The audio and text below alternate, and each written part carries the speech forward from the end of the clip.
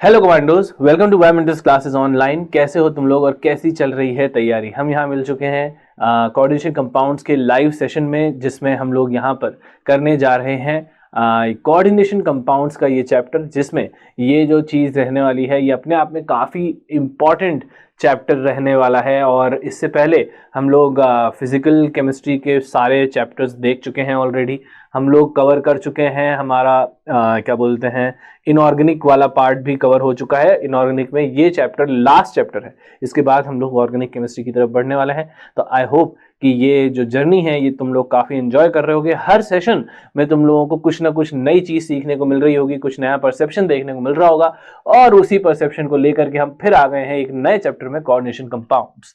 ठीक है, काफ़ी ज़्यादा इंपॉर्टेंट चैप्टर, नीट के पॉइंट ऑफ व्यू से बहुत अच्छे और बढ़िया कॉन्सेप्चुअल क्वेश्चंस यहाँ पर हमको जो है वो देखने को मिलते हैं। तो हम अब स्टार्ट करते हैं यहाँ पर कोऑर्डिनेशन कंपाउंड्स का पार्ट 1 ऑफ द चैप्टर। इसमें देखते हैं हमको क्या क्या करना है। ठीक है, तो क्या है इस चैप्टर में? सबसे पहले हम लोग देखेंगे basic terminologies in this chapter, क्या क्या बेसिक टर्मिनोलॉजीज हम लोग यूज करते हैं। उसके बाद IUPAC nomenclature, Werner's and valence bond theory और क्रिस्टल फील्ड थ्योरी, ये हमारे आज के सेशन में हम लोग कवर करने जा रहे हैं। इसके बाद फिर जो हमारा नेक्स्ट सेशन होने वाला है, उस नेक्स्ट सेशन में हम लोग कवर करेंगे यहाँ पर क्या बोलते हैं, आइसोमेरिज्म और मेटल कार्बोनिल के कंपाउंड जो हैं वो हमारे नेक्स्ट सेशन में हम लोग देखेंगे। तो यहाँ हम लोग यहाँ पर मिल चुके हैं इन डिस्कशंस को करने के लिए। Let's begin this discussion. यहाँ पर सबसे पहले बेसिक टर्मिनोलॉजीज यहाँ पर हम देखते हैं। तो सबसे पहले टाइप्स ऑफ सॉल्ट में सबसे पहले सिंपल सॉल्ट जो होता है वो ओनली 1 कैटायन 1 एनायन का होता है। जैसे एग्जांपल के तौर पर NaCl, MgCl2, BaSO4, इसमें एक कैटायन एक एनायन है। सिंपली यहाँ पर मिक्स सॉल्ट्स में अगर देखें तो ईदर मोर देन 1 कैटायन और मोर देन 1 एनायन, तो या तो उसमें एक से ज्यादा कैटायन होंगे या एक से ज्यादा उसमें एनायन होंगे। जैसे एग्जांपल के तौर पर ब्लीचिंग पाउडर जो हम देखते हैं, CaO, Cl2, Ca2+, OCl-, Cl-, ये जो है ये यहाँ पर हम बोल सकते हैं this is an example of mix salt. ठीक है, सिमिलरली यहाँ पर अगर हम देखते हैं डबल सॉल्ट, तो डबल सॉल्ट जो होता है वो कॉम्बिनेशन ऑफ 2 सिंपल सॉल्ट्स होता है। 2 सिंपल सॉल्ट से मिल करके यहाँ पर एक डेफिनेट मोलर रेशो में जब हम देखते हैं तो यहाँ पर डबल सॉल्ट बनाता है। एग्जाम्पल के तौर पर अगर हम बात करते हैं potash alum, ferric alum, chrome alum, ये सारे एलम्स जो है वो डबल सॉल्ट के एग्जाम्पल है, क्योंकि उसमें K2SO4, Al2SO4.24H2। तो यहाँ पर तुम देख सकते हो K2SO4 एक सॉल्ट, Al2SO4 दूसरा सॉल्ट, ये चीज है। मोहर सॉल्ट जो है वो यहाँ पर हम देख सकते हैं वो FeSO4, NH4 ये चीज है यहाँ पर। सिंपली कार्नोलाइट ओर में देखें तो KCl, MgCl2.6H2O यहाँ पर हम देख सकते हैं ये चीज। ओके, कार्नोलाइट ओर में यहाँ पर ये देखेंगे तो 2 सिंपल सॉल्ट का जो मिक्सचर होता है दैट इज यहाँ पर हमारा डबल सॉल्ट। देन यहाँ पर हम बात करते हैं note, aqua solution double salt gives qualitative test for all the constituent ions. यहाँ पर ठीक है, एक्वा सॉल्यूशन डबल सॉल्ट जो है वो क्वालिटेटिव टेस्ट देगा ऑल द कॉन्स्टिट्यूएंट आयंस के लिए, सारे ही कॉन्स्टिट्यूएंट आयंस के। जैसे कार्नोलाइट जो है वो K+ का भी देगा, Mg2+ का भी देगा और Cl- का भी देगा। तो यहाँ पर हमको जो है इनके एक्वा सॉल्यूशन, इनके टेस्ट जो है हमको सक्सेसफुली यहाँ पर देखने को मिलेंगे। ठीक है, वहीं अगर हम कॉम्प्लेक्स सॉल्ट की बात करते हैं तो कॉम्प्लेक्स सॉल्ट जो है वो कंसिस्ट ऑफ एक सेंट्रल मेटल एटम, ठीक है, और ion attach with definite number of species. ठीक है, डेफिनेट नंबर ऑफ स्पीशीज से यहाँ पर वो जुड़ा रहता है सेंट्रल मेटल एटम। ठीक है, तो ये चीज है जिसमें, और किसके थ्रू कोऑर्डिनेट बॉन्ड, यही चीज हमको डिस्कस करनी है इस पूरे चैप्टर में। ठीक है, तो यहाँ पर कॉपर जैसे एग्जांपल के तौर पर NH3,4Cl है, तो यहाँ पर this is an example of a complex salt. ठीक है, नोट करके यहाँ पर क्या लिखेंगे कि भाई देखो, जैसे डबल सॉल्ट देख रहे थे तो डबल सॉल्ट में हम यहाँ पर ये देख रहे थे कि एक्वा सॉल्यूशन वहां पर क्या बोलते हैं, क्वालिटेटिव टेस्ट दे रहा था कॉन्स्टिट्यूएंट आयंस का यहाँ पर। लेकिन जो aqua solution of complex salt है वो सारी स्पीशीज का, सारे आयंस का टेस्ट नहीं देता है, ये चीज ध्यान रखना। जैसे यहां पर अगर हम देखें CuNH3,4Cl में तो कॉपर अंदर वाला है, Cl बाहर वाला है, तो Cl का तो टेस्ट दे देगा वो, लेकिन कॉपर जो अंदर है, जो कॉम्प्लेक्स का पार्ट है, उसका टेस्ट यहां पर नहीं मिल पाएगा क्योंकि वो फ्रीली अवेलेबल नहीं है हमारे पास। तो ये चीज होती है कॉम्प्लेक्स सॉल्ट में ये चीज होती है। फिर जब हम देखते हैं बेसिक टर्मिनोलॉजीज को, तो कोऑर्डिनेशन स्फीयर जो है, कोऑर्डिनेशन स्फीयर यहाँ पर हम देखते हैं स्पीशीज रिमेन इंटैक्ट रहती हैं वो यहाँ पर। Ionization sphere, dissociation in aqua solution, free ions रहते हैं यहाँ पर। ठीक है, कोऑर्डिनेशन स्फीयर जो है इंटैक्ट रहते हैं। यहाँ पर कोऑर्डिनेशन स्फीयर वो चीज जिसके जो भी कोऑर्डिनेशन स्फीयर के अंदर आ रहा है वो इंटैक्ट रहता है, यानी कि वो चीज डिसोसिएट नहीं होती है। आयनाइजेशन स्फीयर जो है वो डिसोसिएट हो जाते हैं एक्वा सॉल्यूशन में फ्री आयंस की तरह, जो बाहर होते हैं दे आर आयनाइजेशन स्फीयर, वो बाहर से डिसोसिएट हो जाएंगे। सेंट्रल मेटल की अगर मैं बात करता हूं तो वो एक्सेप्ट करते हैं लोन पेयर। सेंट्रल मेटल वो होते हैं जिनके पास एम्प्टी ऑर्बिटल्स होते हैं और वो अपने लोन पेयर को एक्सेप्ट करते हैं। तो accept lone pair in their empty orbitals, generally ये डी ब्लॉक के एटम्स होते हैं, जनरली ये डी ब्लॉक के एटम्स यहां पर होते हैं। लिगेंड्स की अगर हम बात करते हैं तो लिगेंड्स इलेक्ट्रॉन रिच स्पीशीज होते हैं और ये इलेक्ट्रॉन पेयर को डोनेट करते हैं, ठीक है। तो यहाँ पर ध्यान रखना, ligands are electron rich species which donate electron pair, वो इलेक्ट्रॉन पेयर को डोनेट करते हैं।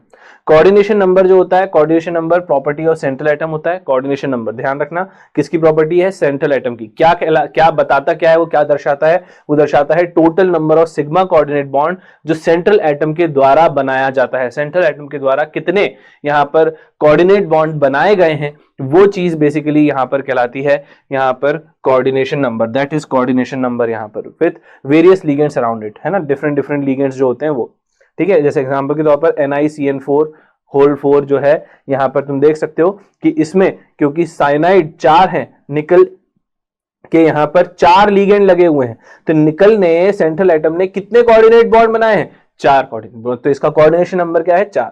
तो कोऑर्डिनेशन नंबर बताता है कितने सिग्मा बॉन्ड बने हुए हैं, उसको बताता है यहाँ पर कोऑर्डिनेशन नंबर। क्या बात समझ में आई।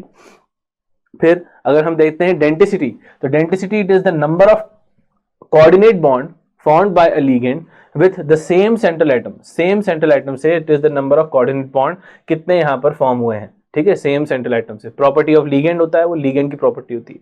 एक डोनर है तो मोनोडेंटेड लिगेंड कहलाएगा, 2 है तो बाइडेंटेड लिगेंड कहलाएगा, तो दैट इज डेंटिसिटी, वो कहलाती है उसकी डेंटिसिटी, ठीक है। तो ये चीज है लिगेंड की प्रॉपर्टी।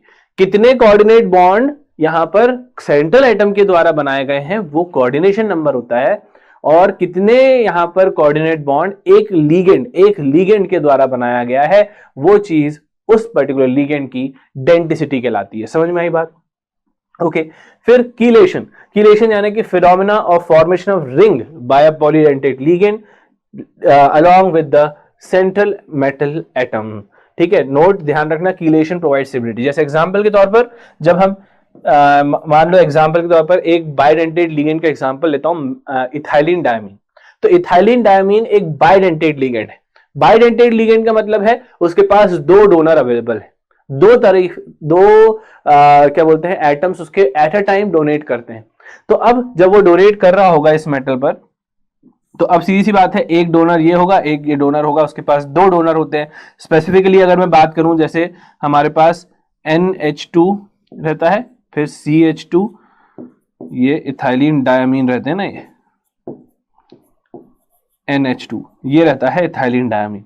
तो इसके पास 2 नाइट्रोजन डोनर है, एट अ टाइम 2 कर रहा है, तो इसलिए इथाइलिन डायमीन, ये EN है, ethylene diamine is considered to be a bidentate ligand.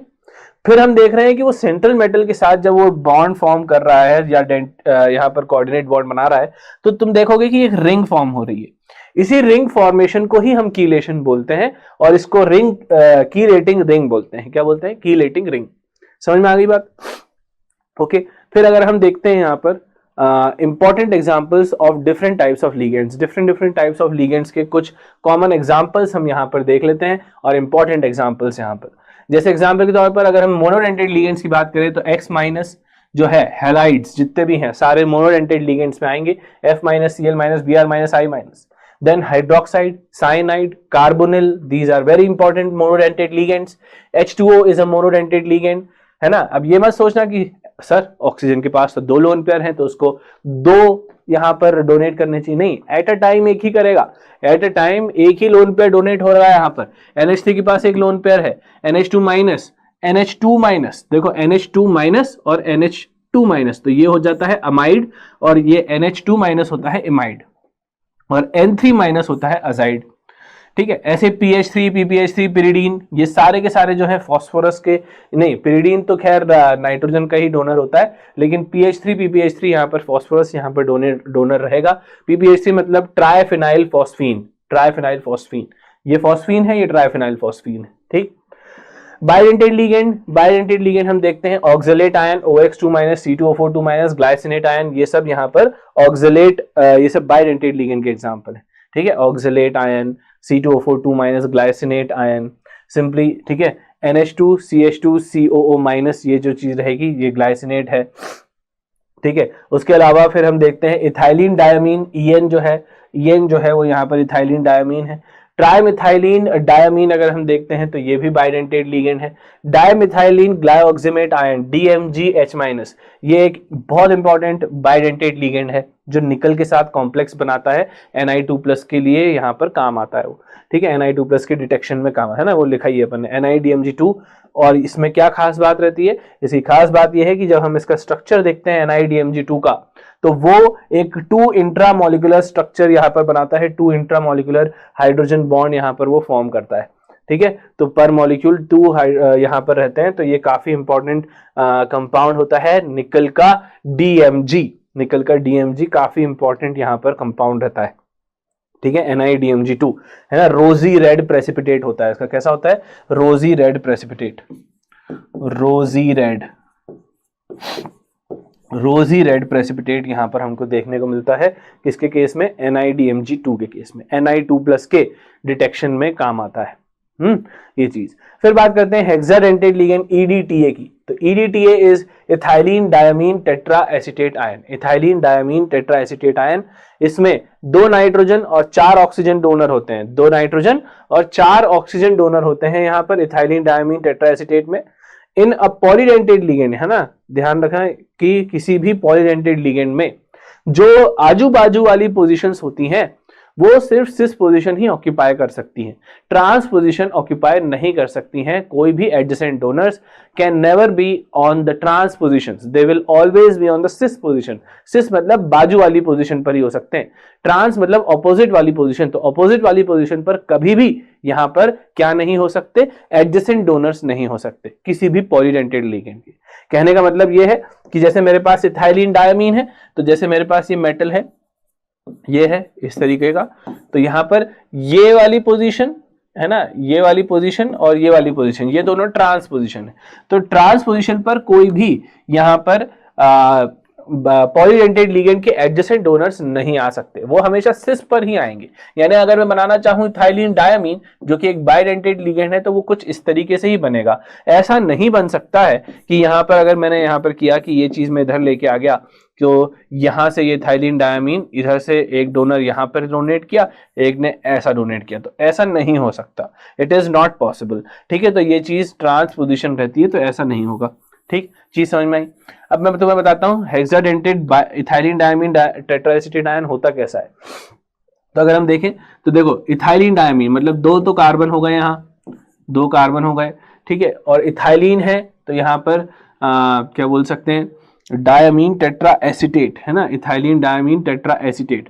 तो इथाइलिन डायमीन मतलब इससे नाइट्रोजन भी डोनर जुड़े हुए हैं, डायमीन है, और उसके बाद टेट्रा एसीटेट है, मतलब कि यहां पर CH3COO-, ठीक है, CH3COO-, ठीक है, ऐसे ही CH3COO-, और यहां पर भी CH3COO-।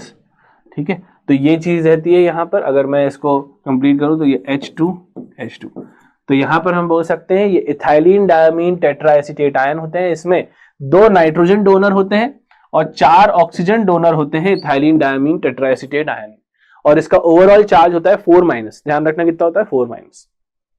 ठीक है, बात समझ में आई? ऐसे ही अगर हम बात करें एम्बिडेंटेड लिगेंड्स की, तो एम्बिडेंटेड लिगेंड्स में 2 डोनर अवेलेबल रहते हैं, 2 डोनर्स अवेलेबल हैं, only 1 donates at a time. Ambidentate ligands वो होते हैं जिनके पास 2 डोनर अवेलेबल होते हैं, लेकिन एट अ टाइम केवल एक ही डोनेट करता है, एट अ टाइम केवल एक ही डोनेट करता है। जैसे साइनाइड की अगर हम बात करें तो साइनाइड C, NC- आइसोसाइनाइड। तो तुम देख सकते हो कार्बन नाइट्रोजन में, साइनाइड में कार्बन भी डोनर है, नाइट्रोजन भी डोनर है। तो अगर कार्बन डोनर होता है तो हम साइनाइड बोलते हैं, लेकिन अगर नाइट्रोजन डोनर होता है तो हम उसको आइसोसाइनाइड बोलते हैं। सिमिलरली NO2 और ONO-, सिमिलरली SCN- और NCS-। तो यहां पर जब आपके पास है यहां पर 2 अवेलेबल, लेकिन कर आप एक ही तरफ से रहे हो या एक ही यहां पर डोनर है, तो ऐसे लिगेंड्स को हम एम्बिडेंटेड लिगेंड्स कहते हैं। ठीक है, होमोलेप्टिक कॉम्प्लेक्सेस जिसमें सारे ही लिगेंड सेम होते हैं, जैसे CrH2O6, इसमें 6 के 6 यहां पर जो है H2O ही है, तो ये होमोलेप्टिक कॉम्प्लेक्स हो गया। हेटेरोलेप्टिक कॉम्प्लेक्स वो होते हैं जिसमें सारे लिगेंड सेम नहीं होते हैं, यानी कि हम बोल सकते हैं यहाँ पर 4 H2O है और 2 Cl2 है, 4 H2O और 2 Cl2, तो इसलिए हम यहाँ पर कहेंगे कि हेटेरोलेप्टिक है। ठीक है, तो ये हो गया यहाँ पे।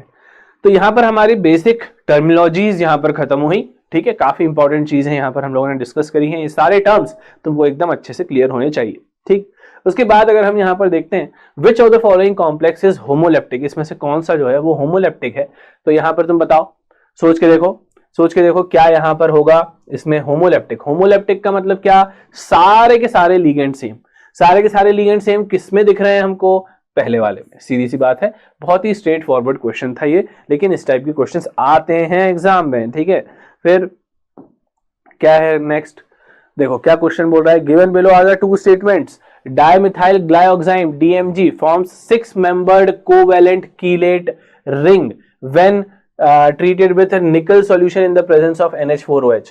तो 6 मेंबर्ड रिंग होती है क्या, NiDMG2 की, तो यहां पर हम देखेंगे कि ये बात तो बिल्कुल गलत हो गई। कैसे, तो क्यों भाई, क्यों गलत हो गई, तो देखो अगर हम यहां पर ये देखते हैं कि देखो, अब मैं इसका स्ट्रक्चर बताता हूं, तो NiDMG2, ठीक है, निकल जो है वो यहां पर रोजेजाइट प्रेसिपिटेट है, मैंने बता दिया। तो यहां पर किस तरीके से रहता है, यहां पर ये कुछ इस तरीके से जाएगा कि अगर हम यहां पर देखेंगे कि निकल से यहां पर coordinate bond bidentate ligand DMG है, तो यहां से जो डोनर होता है वो होता है नाइट्रोजन। तो नाइट्रोजन एक बार ऑक्सीजन माइनस से जुड़ा हुआ है, एक नाइट्रोजन जो है वो दूसरा डोनर जो है वो ऑक्सीजन H से जुड़ा हुआ है। ठीक है, और फिर हम इसको देख रहे हैं कि डबल बॉन्ड C है, यहाँ पर ये डबल बॉन्ड C है, ये आपस में जुड़े हुए हैं, यहाँ पर CH3 और यहाँ पर CH3। ठीक है, तो ये हो गया यहाँ पर DMG का एक आयन, डाइमिथाइल ग्लाइऑक्साइम। ठीक है, ग्लाइऑक्साइम डाइमिथाइल ग्लाइऑक्सिमेट आयन था DMG।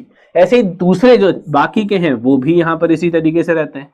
तो अगर मैं यहाँ पर बनाने की कोशिश करूं, निकल नाइट्रोजन डोनर है, ये भी नाइट्रोजन डोनर है, सेम टू सेम चीज यहाँ पर ही हो रही है, लेकिन यहाँ OH के साथ है, यहाँ O- के साथ है। ठीक, फिर अगर हम देखते हैं यहाँ पर अगेन डबल बॉन्ड C, यहाँ पर CH3, यहाँ पर CH3 और यहाँ पर ये। ठीक है, तो इस तरीके से हम यहाँ पर देखते हैं, और इसमें होते हैं इंट्रामोलिकुलर हाइड्रोजन बॉन्डिंग, जैसा मैंने बताया। तो इंट्रामोलिकुलर हाइड्रोजन बॉन्डिंग इनके बीच में रहेगा, इंट्रामोलिकुलर हाइड्रोजन बॉन्डिंग इनके बीच में रहता है, तो ये इंट्रामोलिकुलर है।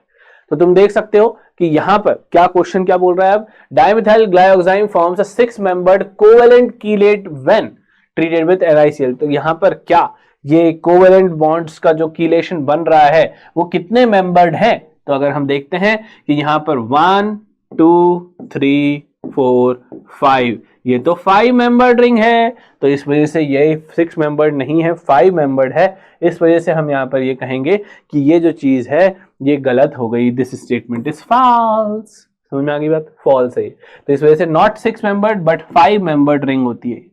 Prussian blue precipitate contains iron both in +2 and +3। ये बात एकदम सही है, क्योंकि जब हम Prussian blue की बात करते हैं, दैट इज फेरीफेरोसाइनाइड की, तो फेरीफेरोसाइनाइड में हम यहाँ पर ये देखते हैं कि यहाँ पे जो होता है, देखो Fe4 FeCN6, इसकी अगर मैं बात करता हूं Fe4 FeCN6 3, तो तुम देख सकते हो कि ये आयरन +3 वाला है और ये वाला आयरन जो है वो यहां पर +2 वाला है। ठीक है, ये आयरन +3 और दूसरा +2 वाला है, यहां पर हम देख सकते हैं। तो ये जो है बिल्कुल सही है, तो इस वजह से this statement is correct and this is false, तो आंसर इसका ए रहेगा। ठीक बात, A is the answer of this question. ठीक, फिर बात करते हैं हम क्या है कि the stabilization of coordination compounds due to the chelation is called chelate effect. Which of the following is the most stable complex species? तो इसमें हमको बताना है किसमें कीलेशन होगा। तो कीलेशन उसमें होता है जो पॉलीडेंटेट होता है, जो मोनोडेंटेट होगा उसमें कीलेशन नहीं होगा। तो अगर हम यहां देखते हैं carbonyl monodentate, cyanide monodentate, water monodentate, लेकिन ऑक्सलेट बाइडेंटेट, तो इस वजह से यहां पर हमको कीलेशन देखने को मिलेगा, इसलिए ये सबसे ज्यादा स्टेबल रहेगा। ठीक बात, फिर देखें which of the following species not expected to be a ligand, कौन लीगेंड नहीं हो सकता, जो डोनर नहीं होगा वो लीगेंड नहीं होगा। तो अगर हम बात करते हैं NO की, तो NO जो है वो एक ऑड इलेक्ट्रॉन स्पीशी है। ऑड इलेक्ट्रॉन स्पीशी जो है वो यहाँ पर उसके पास खैर ऑक्सीजन के पास और नाइट्रोजन के पास यहाँ पर अवेलेबल तो होंगे, यहाँ पर NO कैन बी डोनर क्योंकि उसके पास लोन पेयर्स अवेलेबल है। कार्बोनिल हमें पता ही है, कार्बन और ऑक्सीजन दोनों तरफ से यहाँ पर डोनेट कर सकता है ये, तो यहाँ पर हालांकि कार्बन से ही करता है वो, तो इसलिए ये भी डोनेट कर सकता है, ये भी लीगेंड है। ये तो इथाइलिन डायमीन है, नाइट्रोजन डोनर है, ये कर सकता है, यहाँ पे भी है। अब बात आती है NH4+ की, तो यहां तुम देख सकते हो कि अगर ये NH3 होता तो डोनर था ही वो, लेकिन नाइट्रोजन जो है वो ऑलरेडी हाइड्रोजन को अपने लोन पेयर दे करके बैठ के NH4+ बनाया हुआ है, तो उसके पास एक भी लोन पेयर नहीं बचा। अब वो इलेक्ट्रॉन रिच नहीं रहा क्योंकि वो ऑलरेडी H+ को डोनेट कर चुका है, इसलिए ये लीगेंड नहीं होगा। समझ में आई बात? तो इसलिए हमारा आंसर इसका बी रहेगा। ठीक बात, ओके। फिर अगर देखें फिर क्या है, ओके, तो अब बात करते हैं हम यहाँ पर नेक्स्ट हमारा जो डिस्कशन है दैट इज IUPAC नोमेनक्लेचर का। IUPAC नोमेनक्लेचर हम यहाँ पर देखने जाएंगे कि किस तरीके से कोऑर्डिनेशन कंपाउंड्स की नेमिंग की जाती है, किस तरीके से नेमिंग की जाती है। तो IUPAC नेमिंग में नेमिंग ऑफ लीगेंड सबसे पहले हम लोग देख लेते हैं कि नेमिंग ऑफ लीगेंड्स कैसे है। तो एनायनिक लीगेंड जो होता है वो उसमें सफिक्स जो है वो O लगाना होता है हमको, जैसे क्लोराइड के लिए हम क्लोराइडो लगाते हैं या सिंपली क्लोरो बोल देते हैं।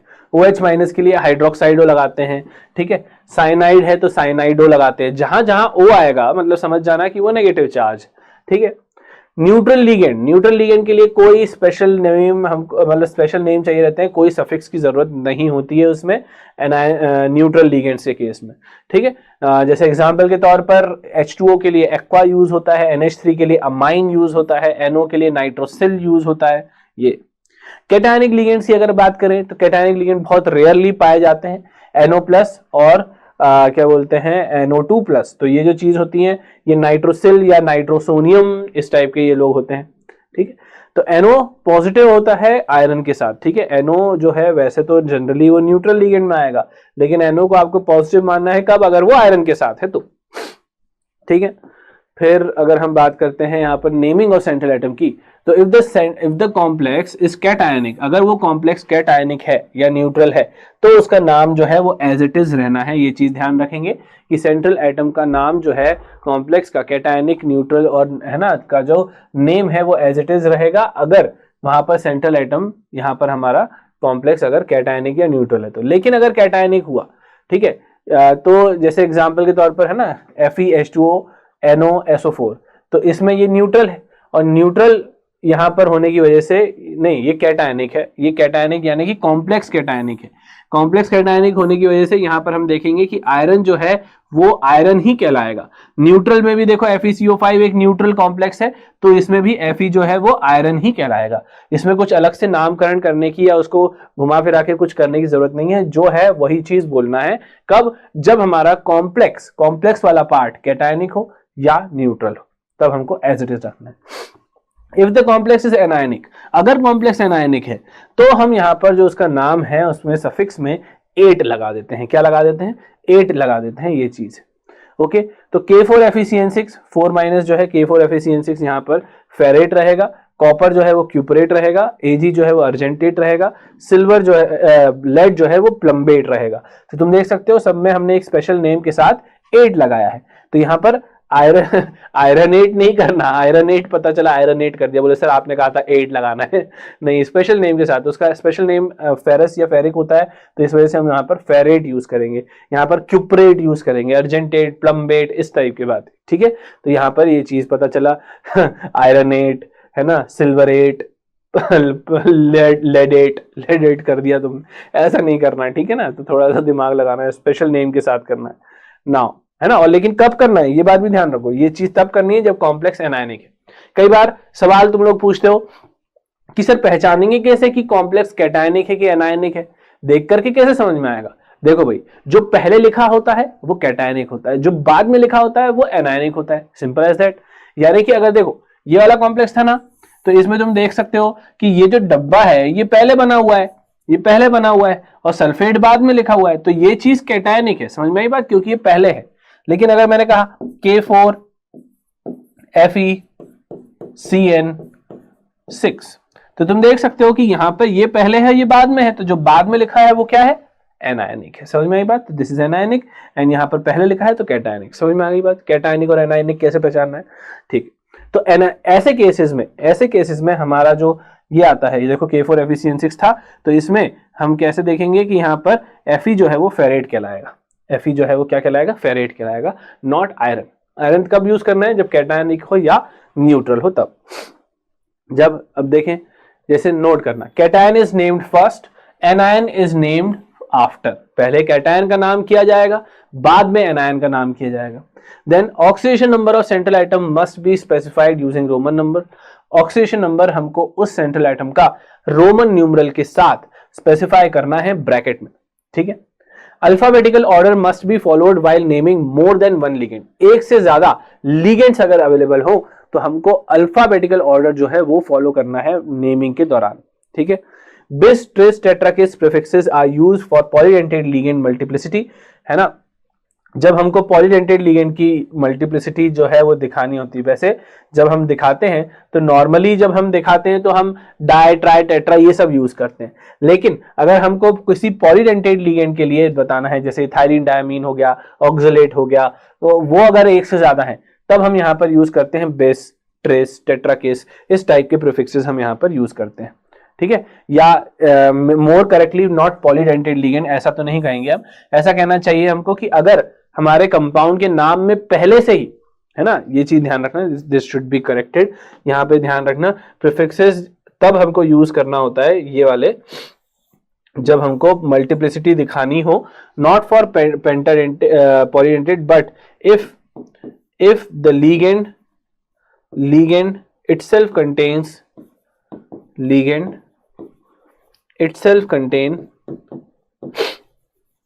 itself contain di tri tetra. अगर उसमें पहले से ही डाई ट्राई टेट्रा आ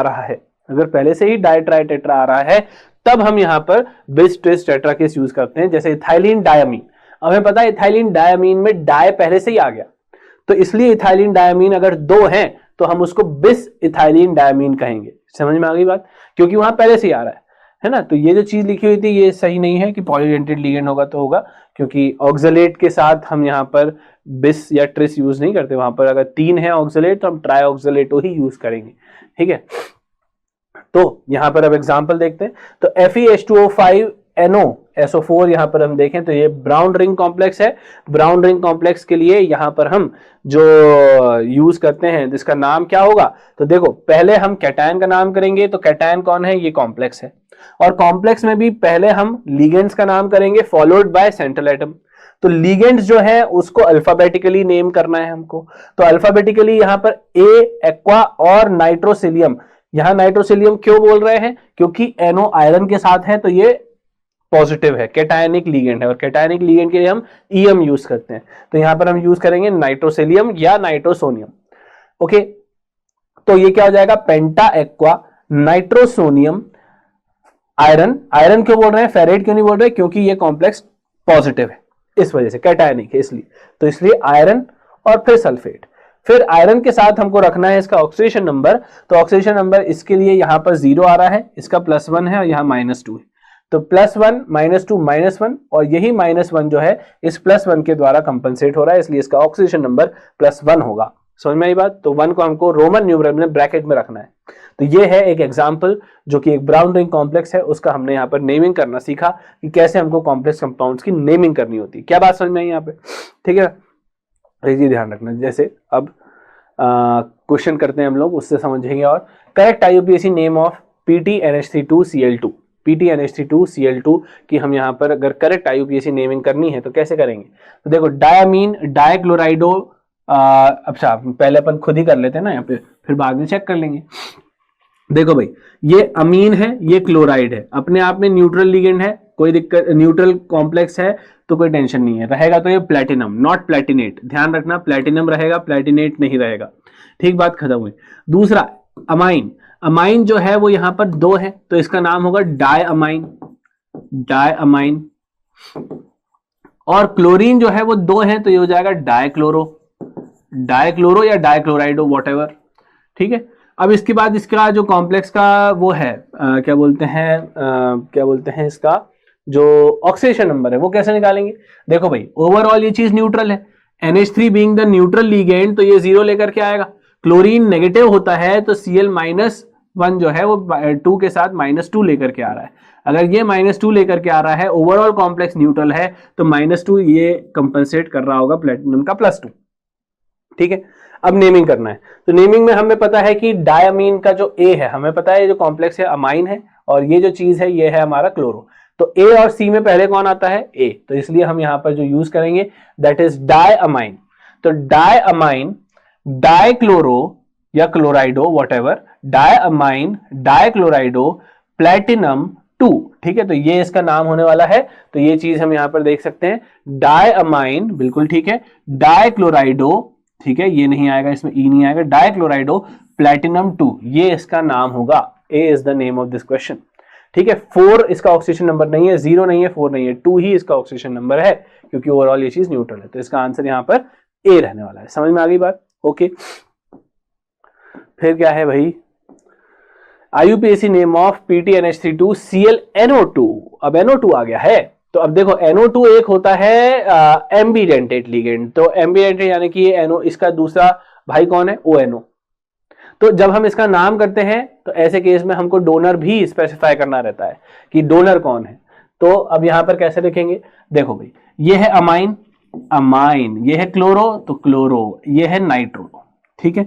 तो अब यहां पर हमको जब नाम करना है, ओवरऑल न्यूट्रल भी है, NO2 जनरली यहां पर -1 वाला होता है, कितना होता है, -1 वाला, तो क्लोरीन भी -1 है, NH3 यहां पर न्यूट्रल है, तो ओवरऑल यहां पर जो प्लेटिनम का ऑक्सीडेशन नंबर होगा वो हो जाएगा +2 इसका नाम होगा, मतलब +2 इसका ऑक्सीडेशन नंबर होगा। अब नाम की बात है तो देखो यही इसका अल्फाबेटिकल ऑर्डर है। सबसे पहले हम अमाइन का नाम करेंगे डायअमाइन, फिर उसके बाद क्लोरो, डायअमाइन क्लोरो, फिर उसका नाम आएगा नाइट्राइटो, है ना, नाइट्राइटो, इसका नाम क्या होता है, NO2 नाइट्राइटो, क्या बोल देंगे, नाइट्राइटो N क्यों बोलेंगे, क्योंकि नाइट्रोजन पहले लिखा है, नाइट्रोजन इज द डोनर, तो नाइट्रोजन N, है ना, नाइट्राइटो N लिखेंगे।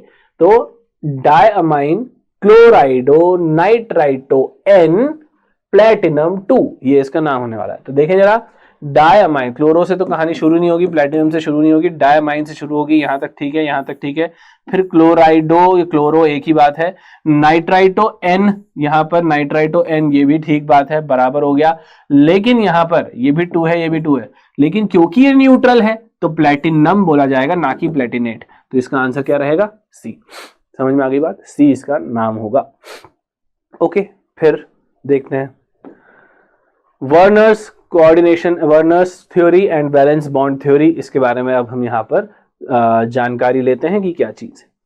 तो सबसे पहले वर्नर्स थ्योरी के बारे में, तो ध्यान रखना कि ऐसी स्पीशीज जो यहाँ पर आपको ऑक्सीडेशन नंबर निकालने में हेल्प करती है वो प्राइमरी वैलेंसी होती है, और ऐसी स्पीशीज जो कोऑर्डिनेशन नंबर निकालने में हेल्प करती हैं यहाँ पर सेकेंडरी वैलेंसीज होती है, ठीक है। सेकेंडरी वैलेंसी, अगर कोऑर्डिनेशन, सेकेंडरी वैलेंसी और क्या बोलते हैं प्राइमरी वैलेंसी अगर हमसे पूछा जाता है कि कितनी प्राइमरी वैलेंसीज हैं, कितनी सेकेंडरी वैलेंसीज हैं, तो हमको वो गिनना है। कैसे गिनेंगे, जब हम कैलकुलेट कर रहे हैं ऑक्सीडेशन नंबर, तो किन किन की वजहों से यहां पर हमको देखने को मिलता है कि उसका ऑक्सीडेशन नंबर यह आया, यानी कि हमको यहां पर न्यूट्रल लिगेंड्स को कंसीडर नहीं करना है। Neutral ligands shall not be considered while we are discussing the primary valency, क्योंकि प्राइमरी वैलेंसी ऑक्सीडेशन नंबर निकालता है, और ऑक्सीडेशन नंबर को निकालने के लिए आपको किन किन ने यहां पर मदद करी है, यानी किसकी मदद से आपने, जो न्यूट्रल होगा वो कोई कंट्रीब्यूट नहीं कर रहा है ऑक्सीडेशन नंबर में, neutral ligand does not contribute.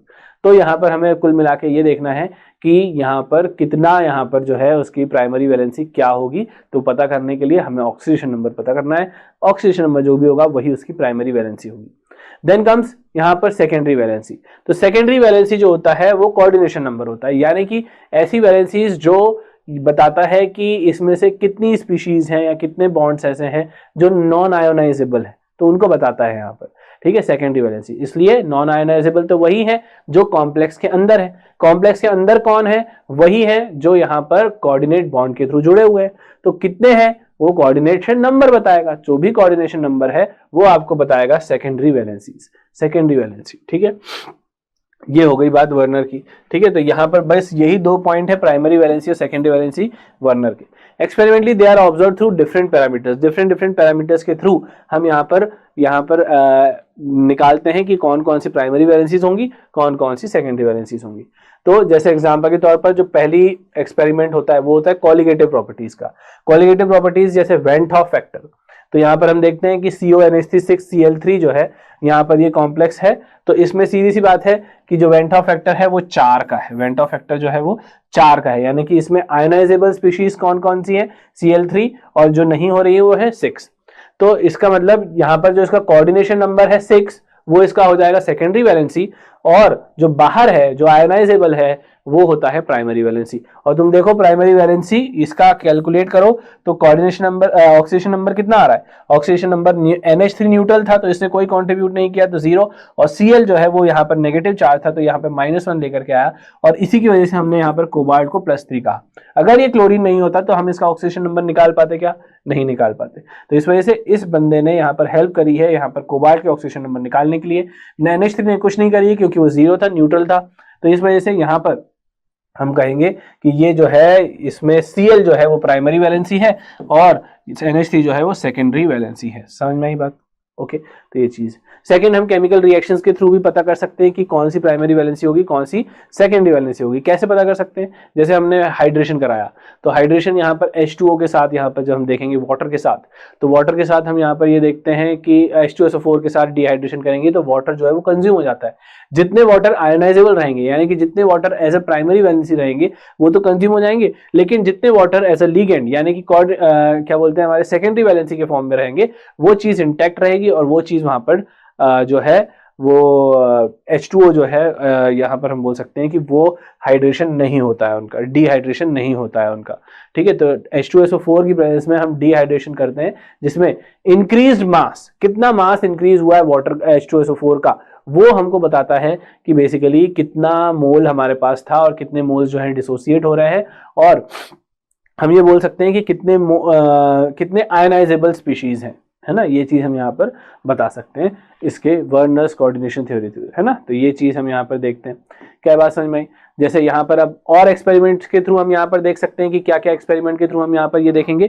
तो हम यहाँ पर ये देखेंगे जैसे CONH3 5Cl2 + AgNO3, तो ये 2AgCl के साथ यहाँ पर हम देखें तो यहाँ पर हम पाएंगे कि मान लो कि अगर इस तरीके का कॉम्प्लेक्स है, ठीक है, तो हम यहाँ पर क्या देखेंगे, है ना, ये 6 ले लेते हैं, तो यहाँ पर हम ये देखेंगे ये Cl2 है, तो यहाँ पर है ना Cl5 NH3 5 और यहाँ पर Cl अंदर आएगा एक्चुअली। तो यहाँ पर जब हम देखेंगे तो अगर हमने AgNO3 एक्सेस में लिया है तो 2 मोल AgCl जो है वो ड्रॉप आउट होंगे, और इसलिए क्यों होंगे, क्योंकि है ना ये Cl यहाँ आएगा, इसमें इसलिए होंगे 2 मोल AgCl क्योंकि Cl2 जो है वो AgNO3 जो है वो यहाँ पर 2 मोल AgCl जो है डाउन जा रहा है। इसका मतलब ये तय है कि जो Cl है वो यहाँ पर 2 मोल बाहर रह रहे होंगे, ये चीज है, तो इसलिए हमने यहाँ पर तय किया। ठीक है, ये तो पहला था। तो AgNO3 के साथ रिएक्शन पर हम यहाँ पर ये पता कर सकते हैं कि कितने Cl जो है वो बाहर रहे होंगे। Second, CrCl3 6H2O concentrated H2SO4 dehydrating agent रहता है। अगर यहाँ पर पाया गया इसमें से कि 36 ग्राम H2SO4 का मास इंक्रीज हुआ है, 36 ग्राम मतलब कि 2 मोल H2O यहाँ पर इंक्रीज हुआ है, तो ये बता रहा है कि कितने मोल H2O जो है वो बाहर थे। तो इसलिए 2 मोल H2O जो है वही वाटर ऑफ क्रिस्टलाइजेशन है, यानी कि अल्टीमेटली जो हमारा यहाँ पर बनने वाला है इसका स्ट्रक्चर या जो कॉम्प्लेक्स है वो कैसा रहेगा, Cr, जिसमें से 4 H2O अंदर हैं, 2 H2O बाहर है, और क्लोरीन, जिसमें से 2 क्लोरीन तो यहाँ पर अंदर है, 1 क्लोरीन बाहर रहेगा। 2 हमको करना इसलिए पड़ेगा क्योंकि यहाँ पर हमारा 6 कोऑर्डिनेशन नंबर करना है हमको। ठीक है, तो इसलिए यहाँ पर हम देखते हैं इस चीज में यहाँ पर देख। ठीक, बात समझ में आई यहाँ पर किस तरीके से करना है अपन को, ठीक है ना। फिर जब हम देखते हैं यहाँ पर सिर्विक्स EN रोल, तो ये छोटा सा रूल है, इसमें सिंपली EN कैलकुलेट करना होता है, जिसमें एटॉमिक नंबर जो होता है, मतलब जो EN इफेक्टिव एटॉमिक नंबर वो होता है जिसमें atomic number minus oxidation number of central atom plus total number of electron obtain from various ligand, ये चीज जो होती है यहाँ से हम EN कैलकुलेट करते हैं।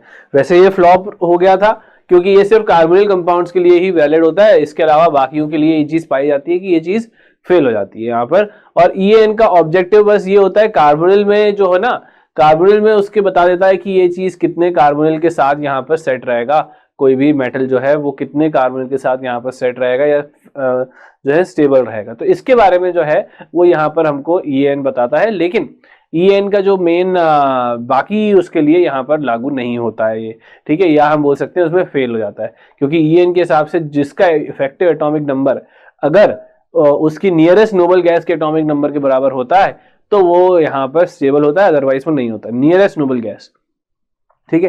तो अब देखते हैं कैसे, जैसे एग्जांपल के तौर पर यहाँ पर हम CONH3 4Cl2 की बात करते हैं, तो इसमें जब हमको EAN निकालना है तो कैसे निकालेंगे, ध्यान रखो इसका जो फॉर्मूला है वो वैसे दिखने में तो ऐसा दिखाना रहता है, लेकिन एक्चुअली वो कैसा होता है, एक्चुअली वो होता है यहाँ पर atomic number Z minus oxidation number plus 2 times of coordination number.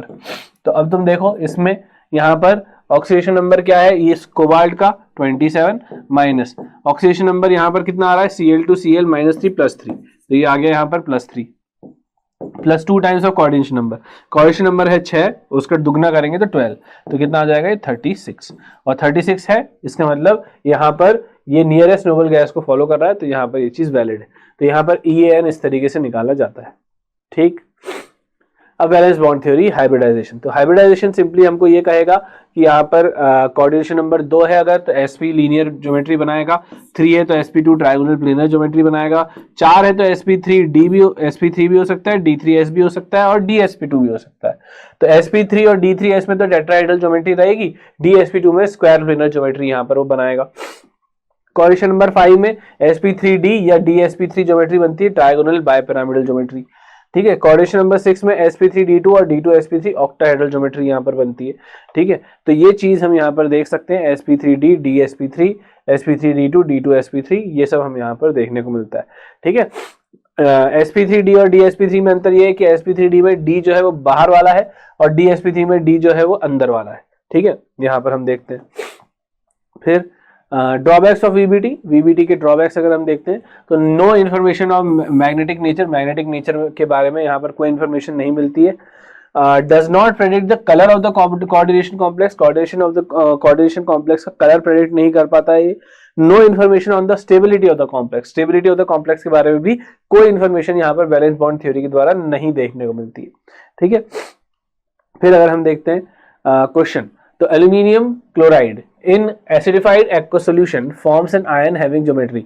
तो देखो AlCl3 जो है वो जब यहाँ पर बनाएगा एसिडिफाइड एक्वस सॉल्यूशन जब बनाएगा तो वो यहाँ पर किस टाइप की ज्योमेट्री यहाँ पर लेकर के आएगा।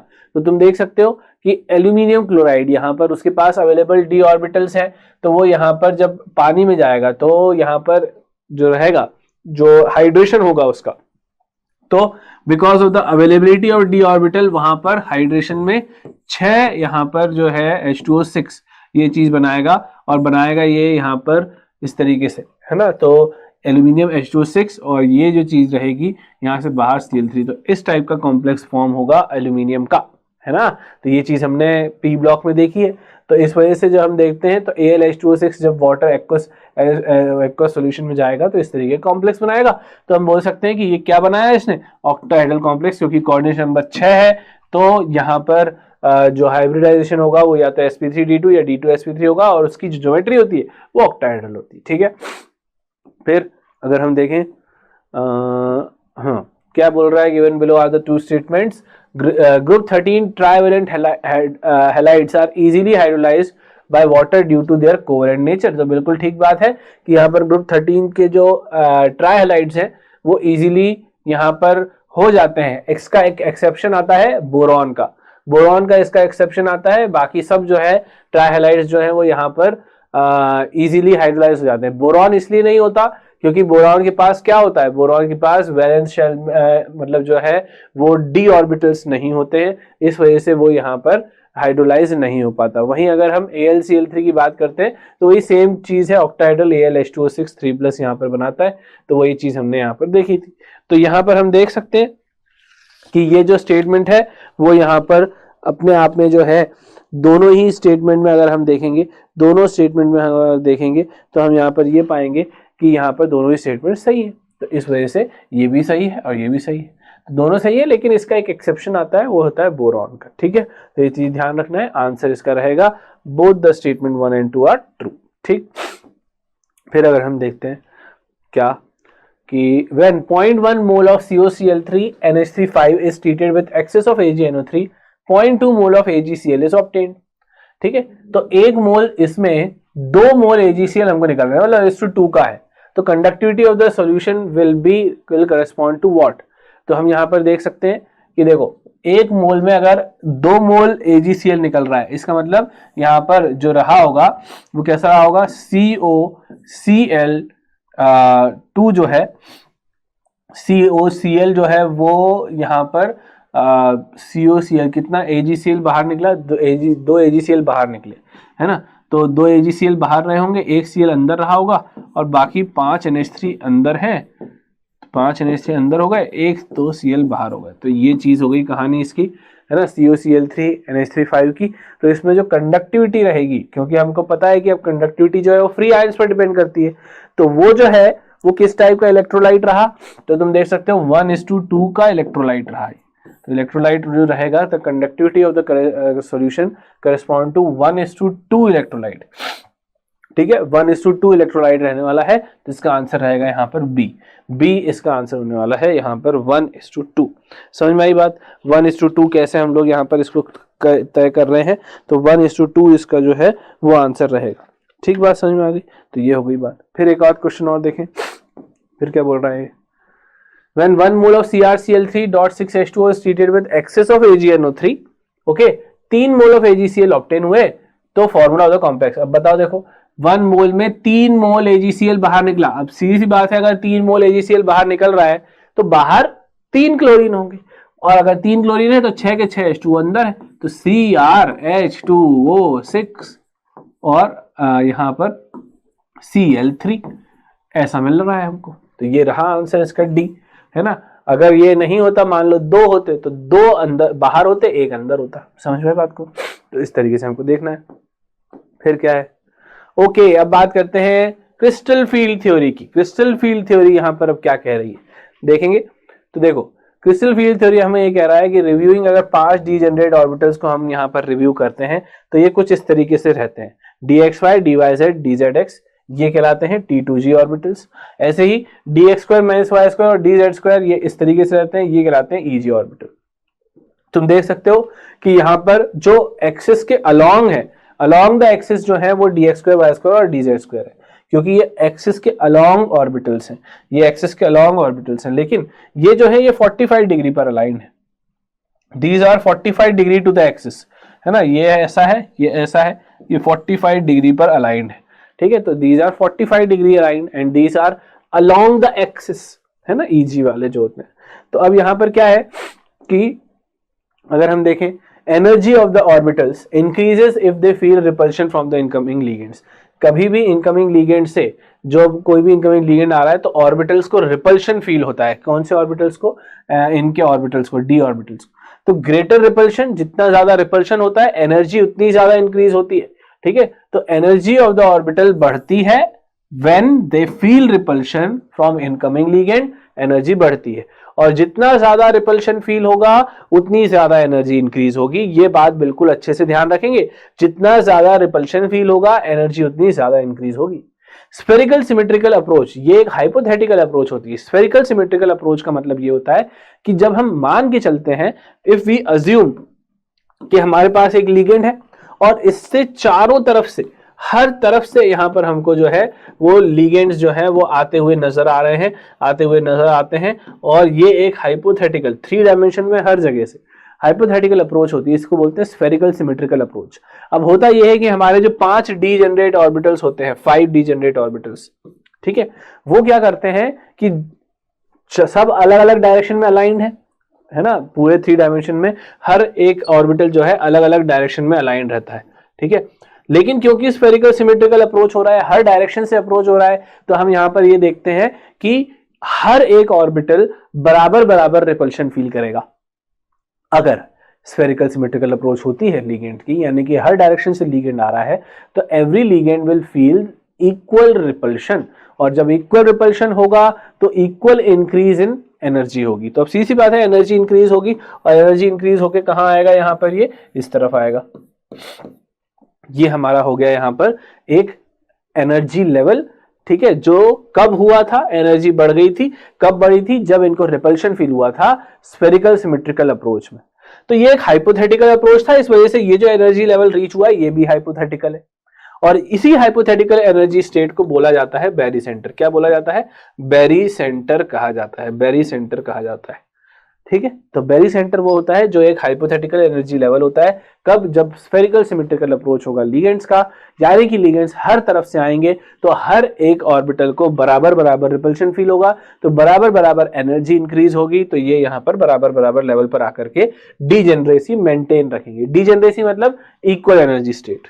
ठीक है, ये सब के सब पांचों के पांचों इक्वल एनर्जी लेवल पर है, तो ये बैरी सेंटर कहलाता है। और ये कब होता है? जब हाइपोथेटिकली यहां पर स्फेरिकल सिमेट्रिकल अप्रोच हो रही तब।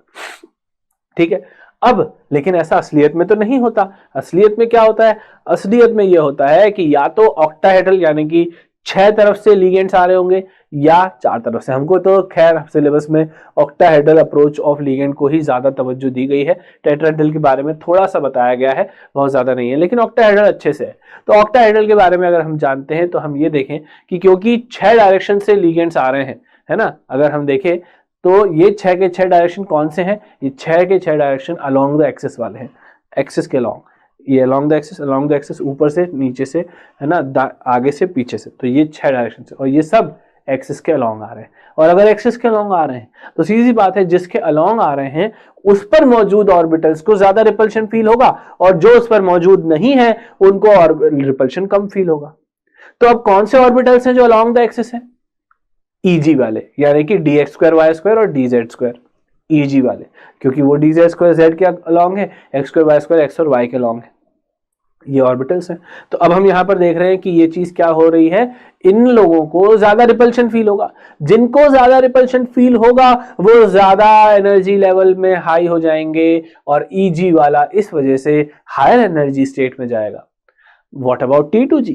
क्या T2G को रिपल्शन फील ही नहीं होगा? होगा, उनको भी एनर्जी फील होगी, उनको भी रिपल्शन फील होगा, लेकिन क्योंकि वो 45 डिग्री पर अलाइन है, इस वजह से अलोंग द एक्सिस नहीं है, इस वजह से उनको डायरेक्ट रिपल्शन नहीं मिल रहा है, रिपल्शन मिल रहा है लेकिन कम मिलेगा। और कम रिपल्शन फील होगा तो कम एनर्जी बढ़ेगी, एनर्जी बढ़ेगी जरूर लेकिन कम।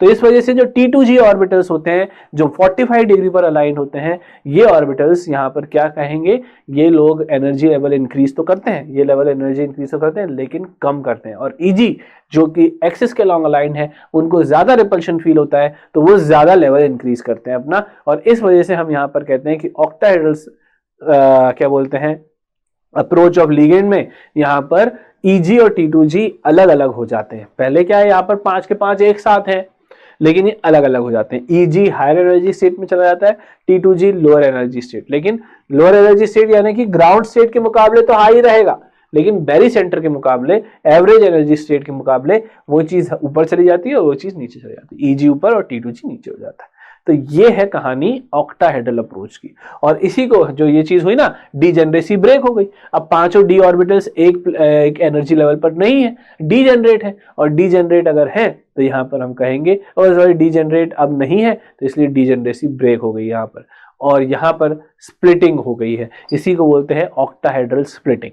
समझ में आई बात? ऑक्टाहेड्रल स्प्लिटिंग समझते हैं इसको, है ना। तो यहाँ पर ये चीज तो मैंने बता दी थी, है ना। ये spherical symmetrical approach hypothetical, equal repulsion होता है तो इक्वल इंक्रीज इन एनर्जी होगा, डीजेनरेसी मेंटेन रहेगा। कब? जब स्फेरिकल सिमेट्रिकल होगा।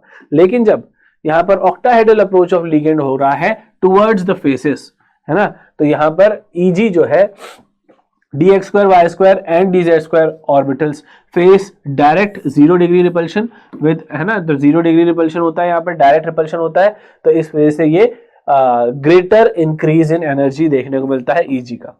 T2G dxy dyz dzx है तो ऑर्बिटल्स फील लेस रिपल्शन, उनको लेस रिपल्शन फील होता है और लेसर इंक्रीज इन एनर्जी देखने को मिलती है। ठीक है, तो इस वजह से क्योंकि एक की एनर्जी ज्यादा बढ़ रही है, एक की एनर्जी कम बढ़ रही है, तो इस वजह से डीजेनरेसी ब्रेक हो जाती है। यहाँ पर डीजेनरेसी ब्रेक हो जाती है, ये हम यहाँ पर देखेंगे। ठीक है, बिल्कुल इस तरीके से। तो डी ऑर्बिटल्स जो कि फ्री आयंस में ग्राउंड स्टेट पर है, उसके बाद फिर average energy of D orbitals in a spherical crystal field, spherical crystal field में ये एनर्जी मेंटेन रहती है, this is called as barycentre. और यही बैरी सेंटर से जब हम देखते हैं एक्चुअली ये चीज तो इससे ऊपर ही है ना, T2G, 3 T2G नीचे रह गए और 2 EG ऊपर आ गए, dx2 y2 वाले EG ऑर्बिटल्स ऊपर आ गए, T2G orbitals dxy dy dzx वाले नीचे रह गए। तो ये चीज होती है और इनके बीच में एनर्जी जो है वो गैप क्रिएट हो जाता है, डीजेनरेसी ब्रेक हो जाती है और यही एनर्जी गैप को हम ऑक्टाहेड्रल स्प्लिटिंग एनर्जी कहते हैं, डेल्टा ओ, ऑक्टाहेड्रल स्प्लिटिंग एनर्जी डेल्टा ओ। बेली सेंटर से अगर कंपेयर करें तो EG जो है वो 0.60 टाइम्स ऊपर रहता है और T2G जो है वो 0.4 टाइम्स डेल्टा ओ नीचे की तरफ रहता है। ठीक है, 0.4 डेल्टा ओ टाइम्स नीचे की तरफ, ये 0.6 डेल्टा ओ ऊपर की तरफ। ठीक है, तो ये हो गई यहां पर ऑक्टाहेड्रल स्प्लिटिंग की कहानी। ठीक है, ओके, वेरी इंपॉर्टेंट था। डेल्टा ओ जो है वो ऑक्टाहेड्रल स्प्लिटिंग एनर्जी होती है और वो अगर हम चाहें तो उसको h न्यू से इक्वेट कर सकते हैं या hc/λ से इक्वेट कर सकते हैं। रीफिलिंग ऑफ इलेक्ट्रॉन्स, हमेशा ध्यान रखना, रीफिलिंग ऑफ इलेक्ट्रॉन्स बिल्कुल according to Aufbau, poly and हुंडी होनी है। यानी कि पहले यहां पर क्या होगा, पहले यहां पर सारे ऑर्बिटल्स जो लोअर एनर्जी वाले हैं वो पहले भराएंगे और सबके सब तभी तक पेयरिंग नहीं करेंगे जब तक कि वो वापस से कंप्लीटली फिल्ड नहीं हो जाते। फिर यहाँ पर पेयरिंग तभी हो पाएगी जब सारे सेम एनर्जी लेवल यहाँ पर भर पाएगा। समझ में आई बात? तो ये चीज है। अब ध्यान दो, refilling of electron, lower energy orbital पहले फिल होगा। व्हेन इलेक्ट्रॉन्स पेयर अप, ध्यान रखना, when electrons pair up energy is required, उस टाइम पर एनर्जी रिक्वायर्ड रहती है कितनी, पी एनर्जी रिक्वायर्ड रहती है। तो अगर पी एनर्जी, पेयरिंग में एनर्जी जो लग रही है, पेयर अप होने में जो एनर्जी लग रही है, वो चीज की एनर्जी अगर जंप, यानी कि जो ऑक्टाहेड्रल एनर्जी है, ऑक्टाहेड्रल एनर्जी से अगर वो ज्यादा हो या कम हो, वो डिफाइन करेगा कि वेदर, क्या बोलते हैं, पेयरिंग होनी है या नहीं होनी है। ठीक है, क्योंकि पेयरिंग में भी एनर्जी जाती है। तो अब ध्यान दो कि अगर ऑक्टाहेड्रल स्प्लिटिंग एनर्जी, यानी कि जो स्प्लिटिंग एनर्जी वो पेयरिंग एनर्जी से कम है, तो सीधी सी बात है कि पेयरिंग होना ज्यादा उसके लिए आसान है, तो पेयरिंग हो जाएगी। तो यहाँ पर इलेक्ट्रॉन जो है वो जंप करेगा और यहाँ पर जो है वो पेयरिंग नहीं करेगा। समझ में आई बात? क्योंकि ऑक्टाहेड्रल स्प्लिटिंग एनर्जी कम है, स्प्लिटिंग कम है, पेयरिंग में एनर्जी ज्यादा है। जब पेयरिंग में एनर्जी ज्यादा है तो वहां पर वो जंप करना प्रेफर करेगा, तो वो T2G से EG में जंप करेगा और पेयरिंग नहीं होगी। लेकिन अगर डेल्टा ओ, स्प्लिटिंग एनर्जी ज्यादा है और पेयरिंग एनर्जी कम है, तो सीधी सी बात है कि इलेक्ट्रॉन्स पेयर अप हो जाएंगे, जंप नहीं करेंगे। समझ में आई बात? जंप नहीं करेंगे। पेयरिंग जो है वही डिटरमाइन करता है स्पिन और वही डिटरमाइन करता है मैग्नेटिक बिहेवियर। पेयरिंग अगर हो गई तो हम बोलेंगे लो स्पिन है, पेयरिंग अगर नहीं हुई तो हम बोलेंगे हाई स्पिन है। ठीक है, तो लो स्पिन या इसी को बोलते हैं हम स्पिन पेयर्ड कॉम्प्लेक्स, और पेयरिंग नहीं हुई यानी कि यह चीज जो हो गई है ना, पेयरिंग नो, है ना, पेयरिंग अगर नहीं हुई, नो पेयरिंग यहां पर होना चाहिए, नो पेयरिंग, तो हाई स्पिन, हाई स्पिन मतलब कि स्पिन फ्री कॉम्प्लेक्स। ठीक है ना, तो वहां पर ये चीज है, नंबर ऑफ अनपेयर्ड इलेक्ट्रॉन्स जो है वो कम हो रहे हैं कि ज्यादा हो रहे हैं, उसके ऊपर डिपेंड करता है। अगर नंबर ऑफ अनपेयर्ड इलेक्ट्रॉन्स पहले के मुकाबले कम हो गए, यानी कि स्पिन कम हो गया, तो लो स्पिन कॉम्प्लेक्स हो जाएगा। ठीक है, वो तब हो सकता है पहले के मुकाबले कम जब पेयरिंग हो रही हो, तो पेयरिंग होगी तो लो स्पिन होगा, नो पेयरिंग मतलब कि हाई स्पिन होगा, यानी कि जितने थे उतने ही रहेंगे अनपेयर्ड इलेक्ट्रॉन, तो फिर कोई मतलब नहीं है। ठीक है, ये होती है बात। फिर अगर हम देखें, क्या बोलते हैं, factors on which delta O depend, delta O किन किन फैक्टर्स पर डिपेंड करता है। पहला तो नेचर ऑफ लिगेंड पर डिपेंड करता है कि लिगेंड का नेचर क्या है। SFL अगर डेल्टा ओ, यहाँ पर हम देखते हैं स्ट्रॉन्ग फील्ड लिगेंड, डेल्टा ओ अगर ज्यादा है तो वो फेवर करेगा पेयरिंग को। स्ट्रॉन्ग फील्ड लिगेंड है, स्ट्रॉन्ग फील्ड लिगेंड मतलब कि ज्यादा स्प्लिटिंग कराएगा, ज्यादा स्प्लिटिंग कराएगा तो वहां पर ज्यादा क्या बोलते हैं वो फेवर करेगा पेयरिंग को, तो पेयर अप हो जाएंगे। वहीं अगर वीक फील्ड लिगेंड की बात करेंगे तो डेल्टा ओ कम होगा तो जंप को फेवर करेगा। ठीक है, वहां पर जो है अगर वीक फील्ड लिगेंड है तो वो स्प्लिटिंग कम करवाएगा, बेहतर होगा उसके लिए कि वो जंप कर जाए। ठीक है, स्पेक्ट्रोकेमिकल सीरीज की अगर हम बात करते हैं तो spectrochemical series strength of ligand को डिटरमाइन करता है। तो ये चीज तुम्हें ध्यान रखनी है, वीक फील्ड लिगेंड में कौन कौन आएगा, I- Br- S2- SCN- Cl- NO3- N3- F- OH- और C2O4 और H2O। स्ट्रॉन्ग फील्ड लिगेंड में जितने भी जनरली नाइट्रोजन डोनर होते हैं वो सब यहाँ पर आते हैं, तो नाइट्रोजन डोनर जो होंगे वो यहाँ पर आएंगे। तो यहाँ पर हम देख सकते हैं कि ऑल दीज कम्स अंडर यहाँ पर strong field ligand, strong field ligand. ठीक है, तो ये चीज हम यहाँ पर देख सकते हैं। फिर एक्सेप्शंस, एक्सेप्शंस ध्यान रखना है, F minus strong field ligand की तरह काम करता है Ni4+ में। Ni4+ में F minus act as strong field ligand. Nickel 4+ के साथ फ्लोरीन, जो कि जनरली वीक फील्ड होता है, लेकिन 4+ के साथ वो स्ट्रॉन्ग फील्ड होता है। ठीक है, ध्यान रखेंगे। H2 एंड ऑक्सोलेट आयन जो जनरली वीक फील्ड होते हैं, लेकिन CO3+ के साथ वो स्ट्रॉन्ग फील्ड लिगेंड होते हैं, वो स्ट्रॉन्ग फील्ड लिगेंड होते हैं। ऐसी NH3 जो है वो वीक फील्ड लिगेंड होता है की तरह काम करता है, कब? जब Mn2+, Fe2+, CO2+ होते हैं तब। ठीक है, ये चीज समझ में आई। ओके, फिर जब हम इफेक्टिव न्यूक्लियर चार्ज, सेकंड हमारा जो होता है वो इफेक्टिव न्यूक्लियर चार्ज है। इफेक्टिव न्यूक्लियर चार्ज पर भी डिपेंड करता है ना, सेंट्रल एटम के। तो 3D 4D 5D अगर हम देखें तो यहाँ पर हम देख सकते हैं कि 3D 4D और 5D जो है, इफेक्टिव न्यूक्लियर चार्ज अगर बढ़ेगा तो डेल्टा O जो है वो भी यहाँ पर बढ़ेगा, मोर स्प्लिटिंग यहाँ पर देखने को मिलेगी।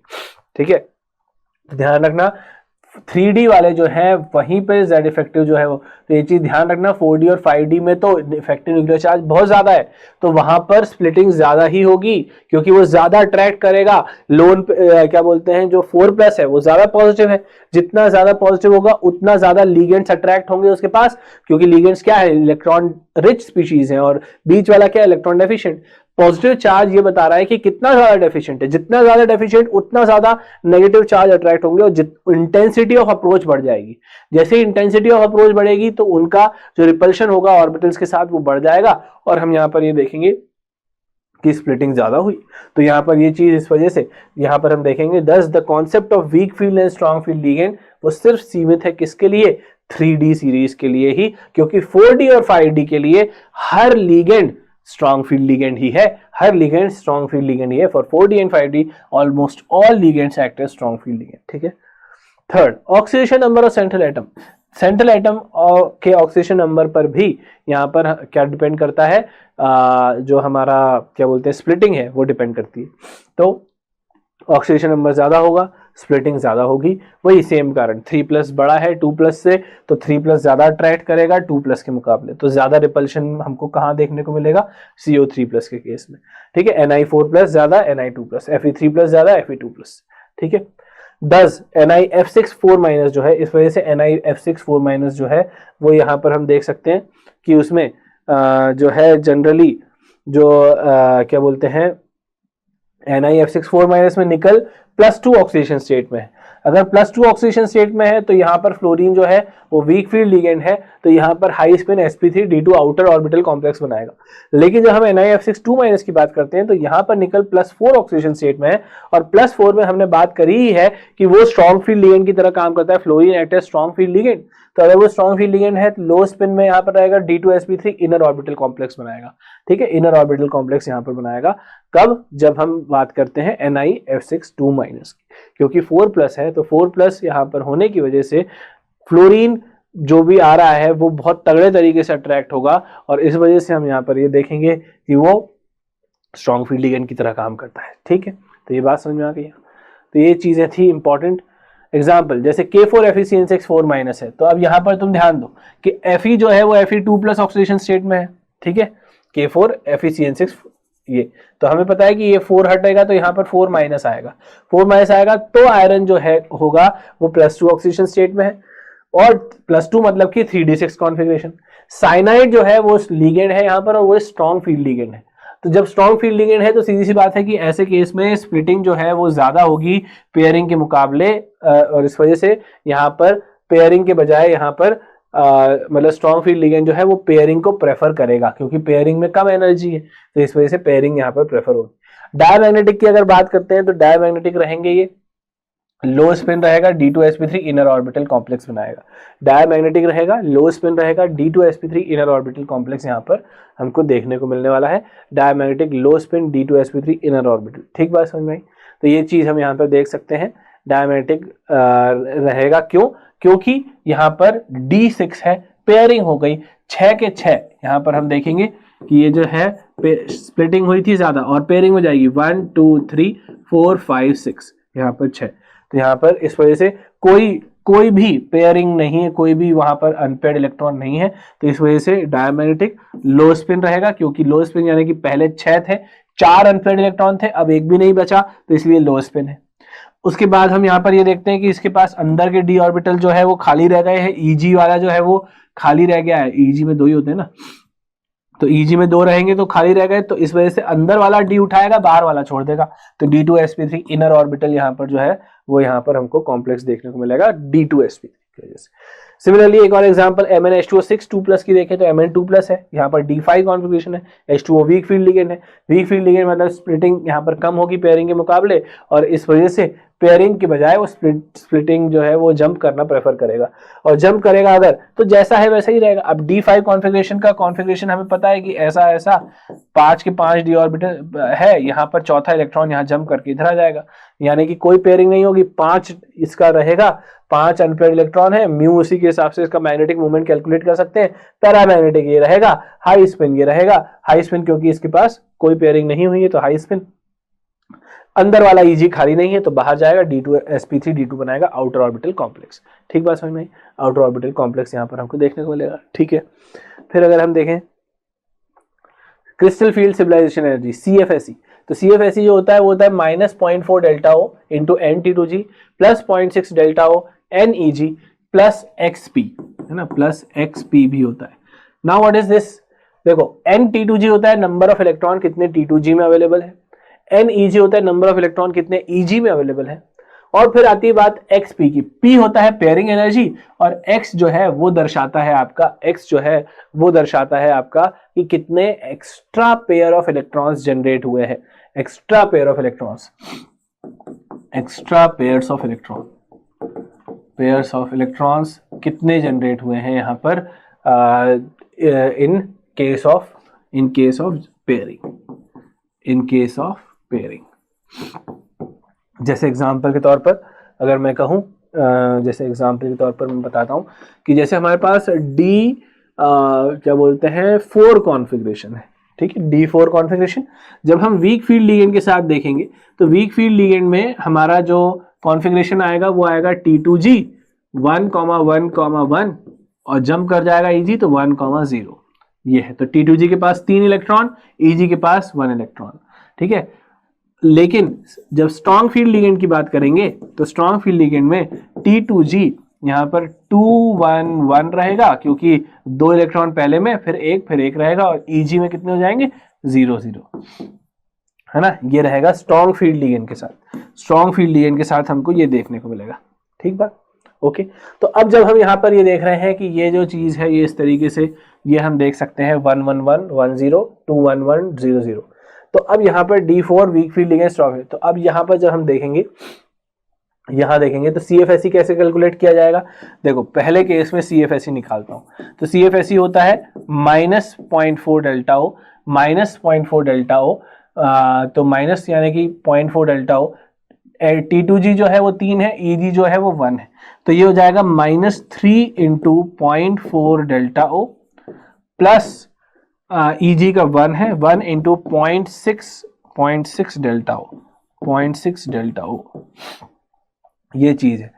प्लस पेयरिंग का तो यहाँ पर सवाल ही नहीं होता, तो इसमें x 0 रहेगा। ये CFSE की, तो इसका CFSE कितना हो जाएगा -1.2 और प्लस 0.6 यानी कि -0.6 डेल्टा O इसका CFSE रहेगा। ठीक, लेकिन जब हम बात करते हैं स्ट्रॉन्ग फील्ड लिगेंड की, तो इसमें स्ट्रॉन्ग फील्ड के केस में जो CFSE आएगा हमारा वो कैसे निकालेंगे।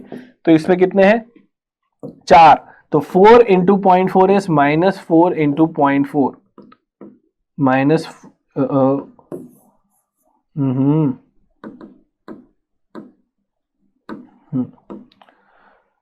-4 इंटू 0.4 डेल्टा O प्लस यहाँ पर -4 इंटू 0.4 डेल्टा O प्लस ये तो 0 हो जाएगा क्योंकि EG में कोई भी नहीं है तो 0 प्लस। अब x देखो, x कैसे निकालना है, एक्स्ट्रा पेयर बोला ना। देखो भाई ये था वीक फील्ड लिगेंड और यही था हमारा ग्राउंड स्टेट। ग्राउंड स्टेट में भी सेम टाइप का रहता है 1,1,1,0, है ना, EG के केस में। लेकिन स्ट्रॉन्ग फील्ड लिगेंड में हम देख रहे हैं कि भाई एक पेयरिंग हो गई है, तो there is 1 extra pair as compared to this. इसमें एक भी नहीं थे, 0 पेयर्ड थे, यहां पर कितने पेयर्ड है, एक पेयर्ड है, 1 पेयर इज देयर। तो कितने एक्स्ट्रा पेयर बने, यहां पर 1 एक्स्ट्रा पेयर, तो इसलिए x की वैल्यू क्या हो जाएगी 1 इंटू P। तो ये चीज यहां पर हम देख सकते हैं। तो ये हो जाएगा -0.6 minus 0.6 delta O plus P. तो minus 0.6 delta O plus P जो है वो यहाँ पर रहेगा, ये हम देख सकते हैं, minus 0.6 delta O plus P. ठीक है, तो इस तरीके से CFSE निकालना होता है। आई होप कि पी एक्सपी क्या है वो चीज तुम्हें समझ में आ गई है। ओके, ध्यान रखना, जितना ज्यादा नेगेटिव CFSE रिलीज होगा, जितना ज्यादा नेगेटिव CFSE रिलीज होगा, उतना ज्यादा वो स्टेबिलिटी को कंट्रीब्यूट करेगा, उतना ज्यादा वो स्टेबिलिटी को कंट्रीब्यूट करेगा। ठीक है, तो जैसे हम देखते हैं D0, D1, D2, D3, ये जो चीज रहती है ऑलवेज इनर ऑर्बिटल रहेंगे, ये हमेशा ही इनर ऑर्बिटल रहेगा यहाँ पर, क्योंकि यहाँ पर Eg खाली ही मिलेगा उनको, Eg हमेशा खाली ही मिलेगा, और इस वजह से D2sp3। जब यहाँ पर हम देखते हैं D7, D8, D9, D10 में, तो हमेशा ही T2G पूरा भरा हुआ है और Eg में जंप करना ही है उसको, तो Eg हमेशा भरा मिलेगा हमको, कब? D7, D8, D9, D10 में। तो इस वजह से क्योंकि Eg भरा है तो आउटर बाहर वाला ही D पकड़ेगा। Eg हमको हमेशा खाली कब मिलेगा इनमें, तो इसलिए हमेशा अंदर वाला D2sp3 बनाएगा। लेकिन इसमें sp3d2 बोलेगा क्योंकि D7, D8, D9, D10 में Eg वाला हमेशा ही कुछ ना कुछ करके भरा मिलेगा। तुम चाहो तो भर के देख लो उसको, T2G Eg भर लो तो हमेशा Eg में कोई ना कोई एक इलेक्ट्रॉन मिल ही जाएगा। ठीक है, तो ये चीज ध्यान रखना, इसलिए sp3d2 इसमें बनाता है। Exception, D7 may show inner orbital complex with very strong field ligands such as Cn- and CO। D7 जो है वो शो करता है inner orbital complex with very strong field ligand such as Cn- and CO। CO और Cn- जो है वो यहाँ पर देखता है, ये चीज हम यहाँ पर देख सकते हैं। ठीक है, फिर अगर हम बात करें यहाँ पर important points regarding coordination number 4, coordination अभी हमने बात करी थी कोऑर्डिनेशन नंबर 6 क्योंकि ऑक्टाहेड्रल स्प्लिटिंग देख रहे थे। अगर हम बात करते हैं कोऑर्डिनेशन नंबर 4 की, तो टेट्राहेड्रल अप्रोच जो है वो कॉज करता है T2G energy to be greater than Eg। In fact इसमें T2G कहना भी गलत रहेगा, इनफैक्ट इस केस में हम कहते हैं यहाँ पर T2 और इसमें कहते हैं E, इसमें हम कहते हैं इसको E। ठीक है, ये चीज कही जाती है इसको। टेट्राहेड्रल स्प्लिटिंग जो होती है डेल्टा टी, वो 4/9 टाइम्स होता है डेल्टा ओ का, 4/9 टाइम्स होता है डेल्टा ओ का। ठीक है, तो यहाँ पर ये चीज ध्यान रखना, टेट्राहेड्रल अप्रोच जो है वो T2 एनर्जी को ज्यादा करता है और E को कम करता है, यानी कि यहाँ पर उल्टा हो जाता है। जैसे हम ऑक्टाहेड्रल में क्या करते हैं कि 3 नीचे बनाते हैं और 2 ऊपर बनाते हैं, लेकिन ये ऑक्टाहेड्रल है। लेकिन टेट्राहेड्रल में क्या है कि 3 ऊपर है और 2 नीचे हैं, 2 नीचे हैं, तो ये जो चीज हो जाएगी ये यहाँ पर हमारा रहेगा डेल्टा ओ, डेल्टा टी। ठीक है, तो ये चीज है डेल्टा टी 4/9 टाइम्स डेल्टा ओ। ठीक है, D10 जो है कोऑर्डिनेशन नंबर 4 रहेगा, sp3 टेट्राहेड्रल रहेगा यहाँ पर। D10 जो है coordination number 4 sp3 tetrahedral. D0 जो है कोऑर्डिनेशन नंबर 4 D3s टेट्राहेड्रल। ये चीज हम यहाँ पर देख सकते हैं। ठीक है, coordination number 4 sp3 tetrahedral, D0 जो है कोऑर्डिनेशन नंबर 4 D3s टेट्राहेड्रल। ये चीज तुम्हें ध्यान रखनी कि D10 में sp3 ही मिलेगा और D0 में D3s मिलेगा। ठीक है, तो ये टेट्राहेड्रल ही बनाएंगे दोनों के दोनों। लेकिन अगर DsP2 है, स्क्वायर प्लेनर कॉम्प्लेक्स बनाएगा, स्क्वायर प्लेनर कॉम्प्लेक्स बनाएगा। Ni2+ जो है वो स्ट्रॉन्ग फील्ड लिगेंड के साथ D8 कॉन्फ़िगरेशन में स्क्वायर प्लेनर बनाता है। NiDMG2 भी स्क्वायर प्लेनर होता है, NiCN4 भी 2- जो है वो स्क्वायर प्लेनर हमको देखने को मिलता है, ऑब्जर्व करने को मिलता है। 4D8, 5D8 जिसमें वैसे भी हमको पता है कि D8 कॉन्फ़िगरेशन जो होता है वो यहाँ पर एक तो 4 कोऑर्डिनेशन नंबर के साथ हमेशा ही स्क्वायर प्लेनर बनाएगा, हमेशा। ठीक है, ये चीज है, क्योंकि सीधी सी बात है कि वहां पर सारे ही लिगेंड्स जो है वो स्ट्रॉन्ग फील्ड होते हैं। तो इसलिए हमको कोऑर्डिनेशन नंबर वहां पर 4 मिलेगा और क्या बोलते हैं, कोऑर्डिनेशन नंबर 4 के साथ वो हमेशा ही पेयरिंग करवा देगा और इस वजह से अंदर वाला डी खाली रहेगा तो DsP2 बना देगा वो। ठीक है, फिर एप्लीकेशंस ऑफ CFT की application, colour of the complex, charge transfer, DD transition, यहाँ पर unpaired electron absorbs light and jumps between T2G and Eg energy level. हमें पता है कि स्प्लिटिंग हो गई है, तो यहाँ पर जितनी एनर्जी एब्जॉर्ब करेगा एक अनपेयर्ड इलेक्ट्रॉन जो T2G में बैठा हुआ है, T2G में बैठने वाला जो इलेक्ट्रॉन जहां पर उसको एनर्जी एब्जॉर्ब हुई, वो एनर्जी एब्जॉर्ब करके वो कहाँ जाएगा, ऊपर वाले Eg में, और फिर वापस ग्राउंड से। तो ये जो ट्रांजिशन चलता है D से D, T2G से Eg, T2G से Eg, Eg से T2G, इसे कहते हैं हम DD ट्रांजिशन। और ये इसमें जो एनर्जी गैप होता है वो अगर किसी विजिबल स्पेक्ट्रम में लाई करता है ना, उसकी जो एनर्जी होती है डेल्टा ओ की, अगर एनर्जी किसी विजिबल स्पेक्ट्रम में लाई करती है तो तब हमको कलर देखने को मिलता है। और ये चीज तभी पॉसिबल हो सकती है अगर जो एनर्जी एब्जॉर्ब हो रही है वो भी विजिबल रेंज में हो रही हो और एनर्जी जो रिलीज हो रही है वो भी विजिबल एनर्जी उसमें हो रही हो। तो ध्यान रखना, DD है ना, विच एमिट्स फ्रीक्वेंसी और wavelength in visible spectrum and hence imparts colour, इस वजह से कलर इम्पार्ट करते हैं।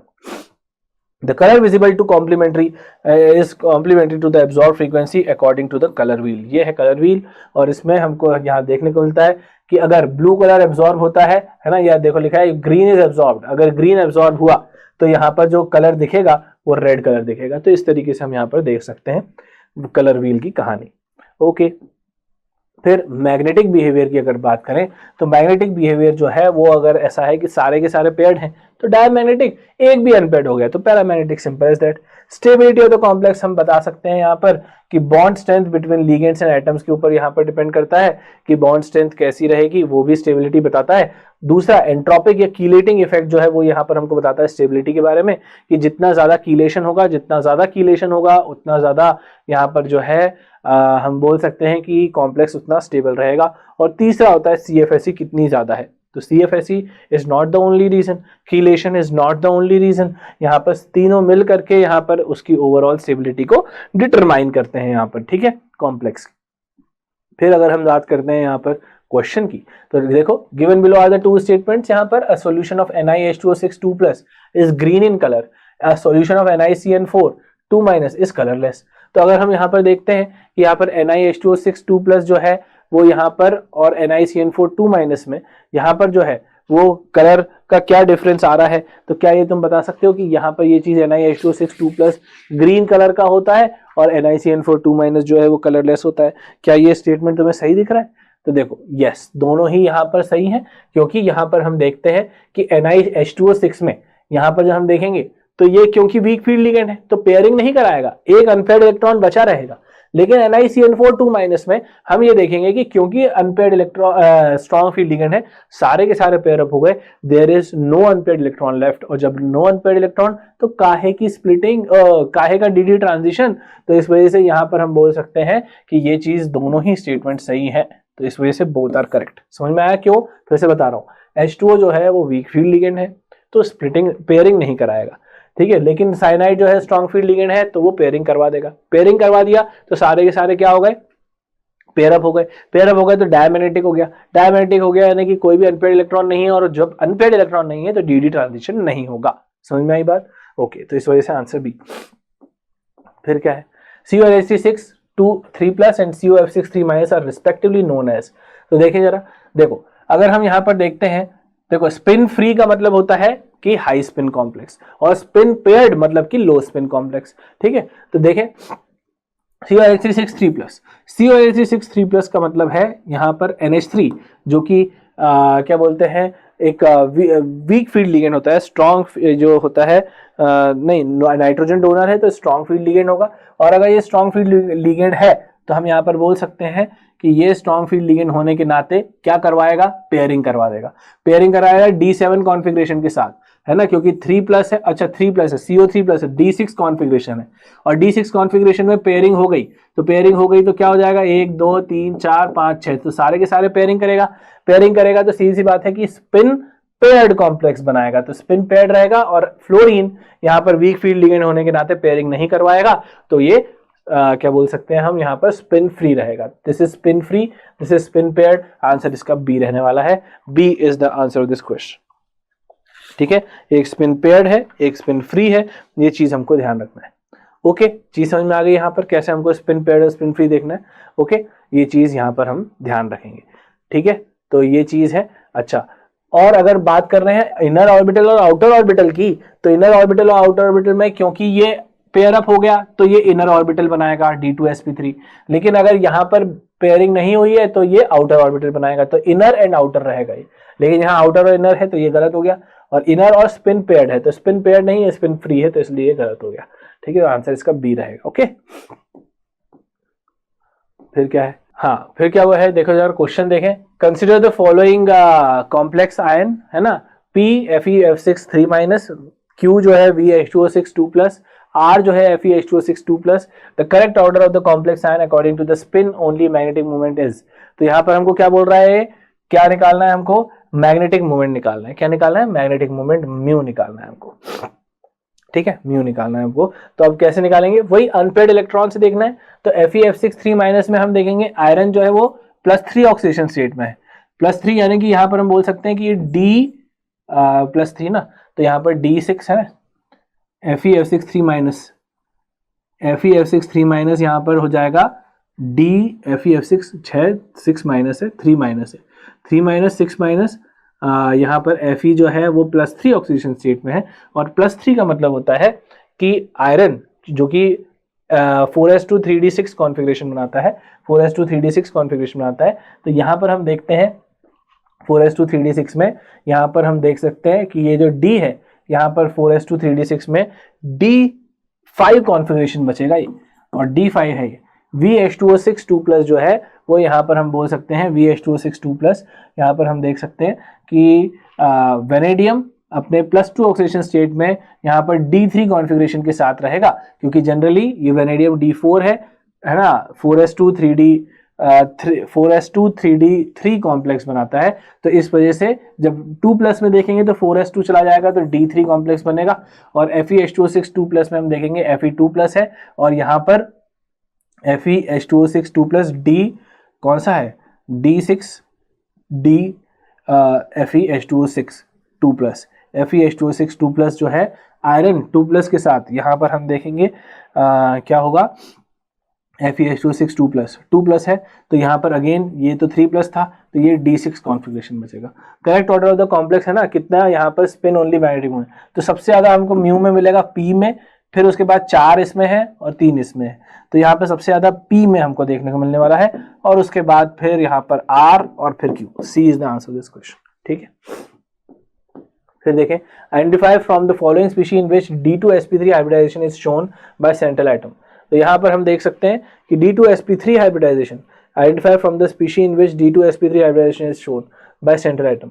सेंट्रल एटम में D2sp3 कहाँ मिल रहा है, तो वही मिलेगा जहां पर inner orbital complex. Inner orbital कब बनता है, स्ट्रॉन्ग फील्ड लिगेंड के साथ। तो यहाँ पर ये वीक फील्ड है, ये वीक फील्ड है, ये वीक फील्ड है, ये स्ट्रॉन्ग फील्ड है, हमको यहाँ पर ही D2sp3 मिलेगा। समझ में आई बात, ओके।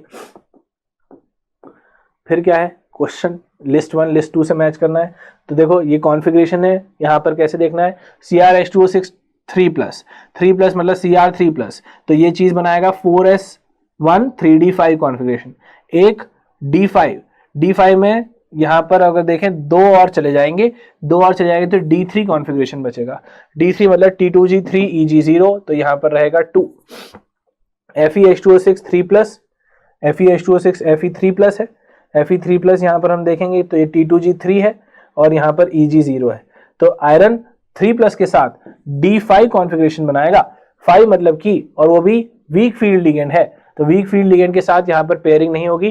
T2G में 3, Eg में 0, तो यहाँ पर 3 रहेगा इसका।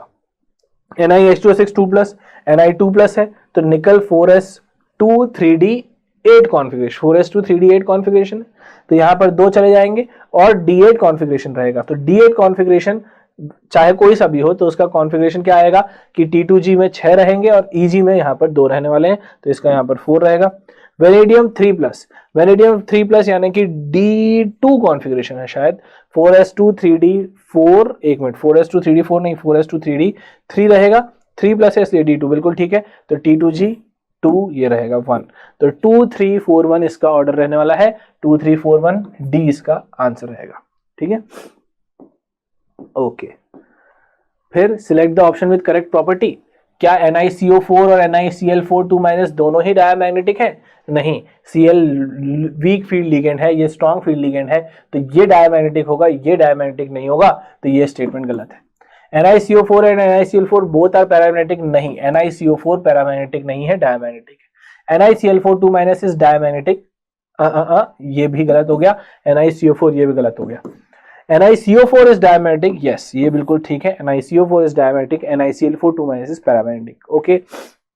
इनफैक्ट ये हमारा जो है टेट्राहेड्रल होता है और ये स्क्वायर प्लेनर होता है, NiCl4 2-, ठीक है, okay. That's it, that's all for this particular session, हमारा यहाँ पर खत्म हुआ, और इसमें हम लोगों ने क्रिस्टल फील्ड थ्योरी तक हमारे सारी चीजें जो हैं वो क्लियर कर ली है। अब हम जब नेक्स्ट सेशन में मिलेंगे तो हम लोग यहाँ पर बात करेंगे किसकी, हम लोग यहाँ पर बात करने वाले हैं आइसोमेरिज्म की, और आइसोमेरिज्म के बाद फिर हम लोग यहाँ पर चर्चा करेंगे मेटल कार्बोनिल्स की, और उसके बाद फिर प्रीवियस ईयर क्वेश्चंस भी यहाँ पर देखने वाले हैं। तो बहुत शानदार सेशन होने वाला है नेक्स्ट। मिलेंगे हम next time. Till then keep the जोश हाई। Bye bye.